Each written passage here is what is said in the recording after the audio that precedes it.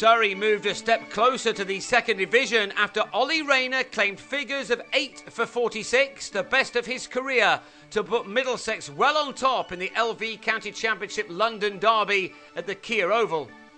Day 2 began with Middlesex still in their first innings on 280 for 7, but they lost James Harris to the second ball, although the LBW decision in the favour of Jay Dernbach looked to be a poor one. There was no doubt about the dismissal of Ravi Patel, though, in the next over. He edged Stuart Meeker to Gareth Batty at 283 for 9. None of this was ideal for Neil Dexter, who'd resumed his fine innings on 77. He was able to advance that to 90, only to lose last man Corey Collymore, who ducked under Dernbach's slower ball, which hit the stumps. It was an extraordinary dismissal, reminding some of Chris Reed being done by Chris Cairns in a test match. Middlesex were all out in a flash for 294. But it took only 8 deliveries for them to start their fight back with the ball, Harris finding the edge of Aaron Haranath's bat, and Rayner started a superb day for him with an excellent low catch. Surrey would have been hopeful when they started this huge game that they would have gained some confidence with the bat after they beat their fellow relegation strugglers Derbyshire in their last match. Surely the world's #1 batsman Hashim Amla could only help, not only with his own skills, but by also helping to get more out of the young'uns, such as Rory Burns. That appeared to be the case, as they now stopped the flow of wickets. Substitute fielder Adam London was close to ending a developing partnership before lunch, but he just missed the stumps with Amla well short of his ground. No matter, because early into the afternoon, Amla became the first of a number of Surrey batsmen to give their wickets away. On 26, the South Africans thumped a Patel full toss straight to mid-on, where Rayner again gleefully held on. Indeed, Rayner was to have a hand in all 10 wickets to fall, as he then took over with the ball, Sam Robson taking a sharp catch at short leg to remove Burns for 38. Xander De Bruyne and Vikram Solanki took the total to 106, before the former gloved a sweep off the tall off-spinner to Chris Rogers at leg slip. Rayner was at it again in his next over, with Stephen Davis another to be extremely well caught by Robson under the helmet. And it was 3 in 3 overs for Rayner and 4 overall, when he also disposed of Solanki for 24 as the batsman clipped to Dexter at mid-wicket.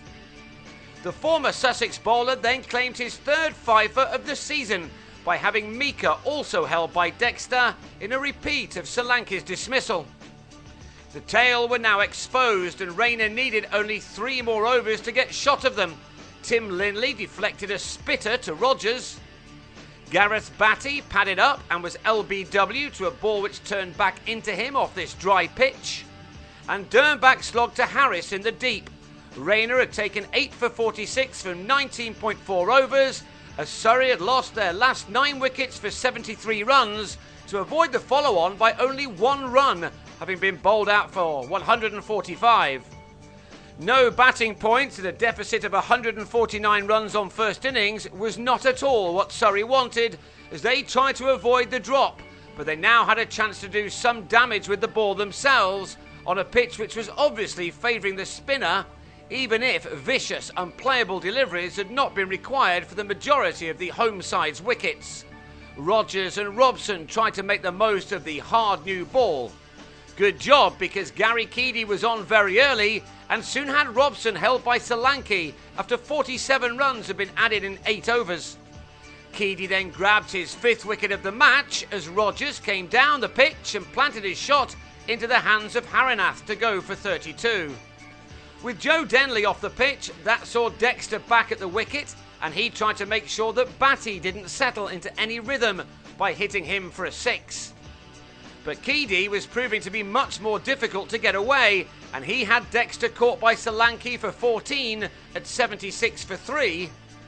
A score which became 90 for 4 in the former Lancashire spinner's next over, when John Simpson offered Burns a simple catch at short leg. And it was 118 for 5 as an 18th wicket fell in the day, with Gareth Berg giving Keady his 2nd fifer as a Surrey player, Solanki with his 3rd catch in the gully.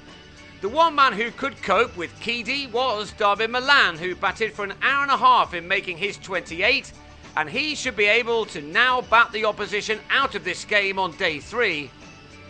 In fact, Surrey may well already be too far behind on this turning pitch.